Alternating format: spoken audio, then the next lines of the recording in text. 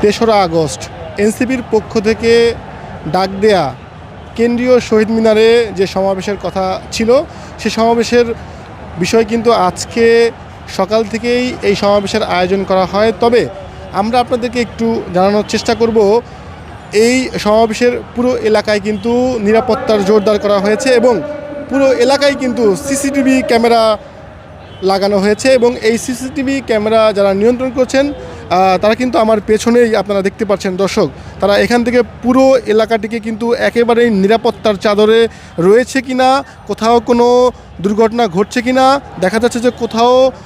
এখনও পর্যন্ত অসুবিধা হচ্ছে কিনা, সে বিষয়গুলো কিন্তু এই জায়গা থেকেই কিন্তু আসলে নিয়ন্ত্রণ করা হচ্ছে। আরেকটি বিষয় আপনাদেরকে জানিয়ে রাখতে চাই, এই সিসিটিভি ক্যামেরার যারা পরিচালনা করছেন আর যারা এখানে দায়িত্বে রয়েছেন, তারা আমাদেরকে যেটি বললেন যে পুরো এলাকা খুব কম সময়ের মধ্যে কিন্তু তারা সিসিটিভির ক্যামেরার আওতায় নিয়ে এসেছে। যে জায়গায় 3 থেকে 4 দিন সময় প্রয়োজন হয়, তারা কিন্তু গতকালকে রাত্রেই খুব জরুরি ভিত্তিতে কিন্তু আসলে এই ব্যবস্থা করেছে। এখানকার বেশ কয়েকজন সদস্যের সাথে আমরা কথা বলেছি, তিনি সেটাই আমাদেরকে জানালেন। আর আমরা যে জায়গাটি আপনাদেরকে সরাসরি দেখানোর চেষ্টা করছি, যে ঢাকা বিশ্ববিদ্যালয়ের হলের ভিতরে থেকে কিন্তু সেই এলাকাটিকে কন্ট্রোল করা হচ্ছে বা নিয়ন্ত্রণ করা হচ্ছে। পাশেই রয়েছে কেন্দ্রীয় শহীদ মিনার। গত বছর যে 3রা আগস্ট, এই 3রা আগস্ট কিন্তু এই কেন্দ্রীয় শহীদ মিনার থেকে কিন্তু ডাক দেওয়া হয়েছিল সরকার পতনের জন্য, এক দফা ডাক।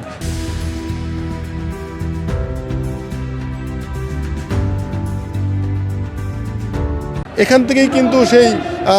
5ই আগস্ট কিন্তু আসলে সংগঠিত হয় এবং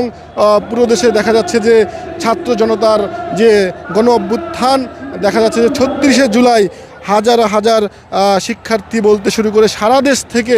সকল শ্রেণী পেশার মানুষ কিন্তু এই শহীদ মিনারে জড়ো হয় এবং দেখা যাচ্ছে যে 5ই আগস্ট সংগঠিত হয়। দর্শক, আমরা কিন্তু এই পাশেই দাঁড়িয়ে রয়েছি, যে জায়গাটিতে আসলে পুরো এলাকাটি মনিটরিং করা হচ্ছে যে কোথাও কোনো দুর্ঘটনা সকাল থেকে এখনও পর্যন্ত ঘটেনি। আর দেখা যাচ্ছে যে জাতীয় শহীদ মিনারে কিন্তু একের পর এক বিভিন্ন জেলা থেকে যে নেতাকর্মীরা আসছেন, তারা কিন্তু কথা বলছেন এবং তাদের যে বিষয়গুলো আজকে সমাবেশে কথা বলার বিষয়গুলো রয়েছিল, যেমন দেখা যাচ্ছে তাদের